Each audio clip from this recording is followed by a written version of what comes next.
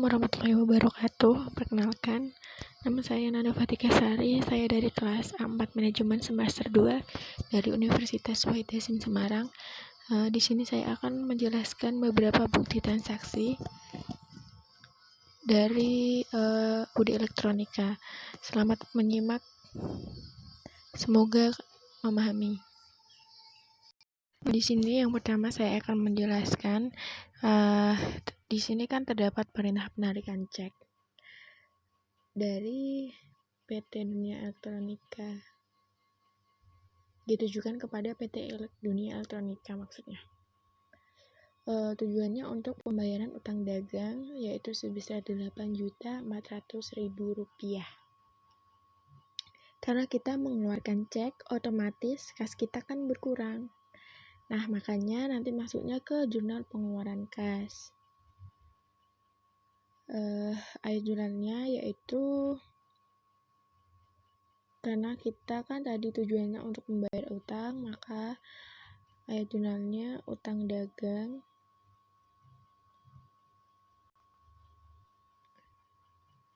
dan kasnya kredit, karena kas kita kan berkurang untuk membayar utang tadi sebesar Rp8.400.000. Detailnya bisa dilihat di sini.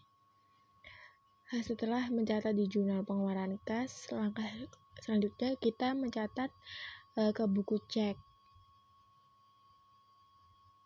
Seperti itu. Nah, bukti yang kedua, di sini saya akan menjelaskan bukti penerimaan kas dari PT Bintang Mahkota. Keterangannya yaitu sebagai pelunasan piutang sebesar Rp7.350.000.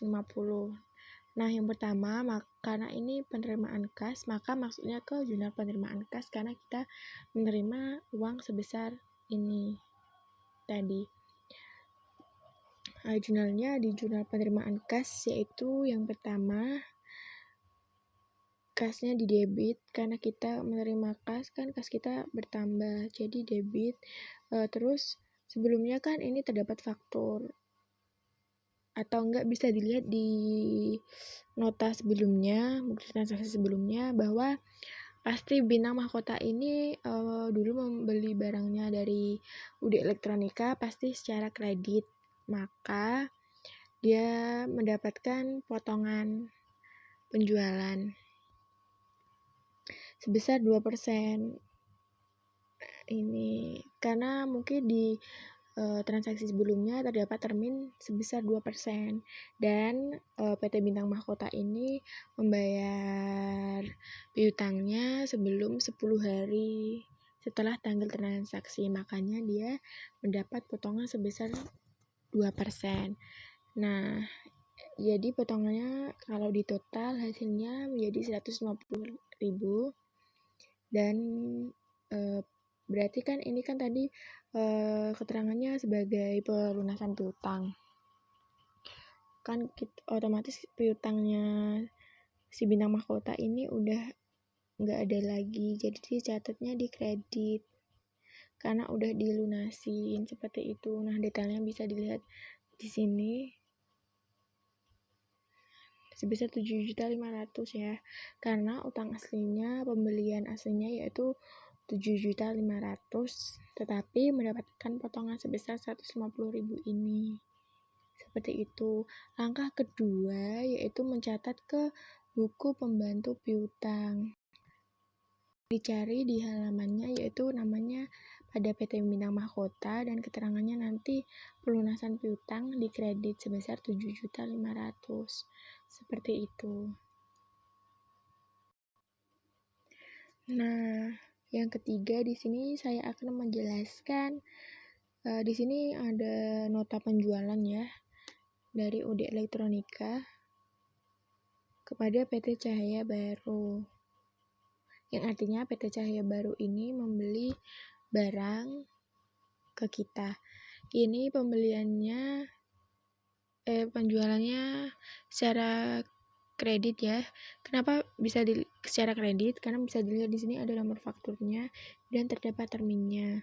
Oh iya, bagi yang belum tahu arti termin yaitu 2/10 ini artinya apabila kita akan mendapatkan potongan sebesar 2% apabila kita membayar tagihan ini sebelum 10 hari setelah tanggal transaksi, yaitu tanggal 16. Dan artinya N/30 ini, maka apabila kita membayar selama jatuh tempo 30 hari ini, maka kita tidak akan mendapatkan potongan. Jadi kita harus tetap membayar sebesar 4.200.000 ini sesuai nominalnya. Nah, langkah pertama yaitu karena ini penjualan, maka dicatatnya ke jurnal penjualan. Di sini kebetulan kita keterangannya penjualan barang, berarti dicatat jurnalnya penjualan barang. Karena kita menjual barang kan pasti penjualan barang kita maksudnya kan berkurang, jadi nyatetnya di kredit.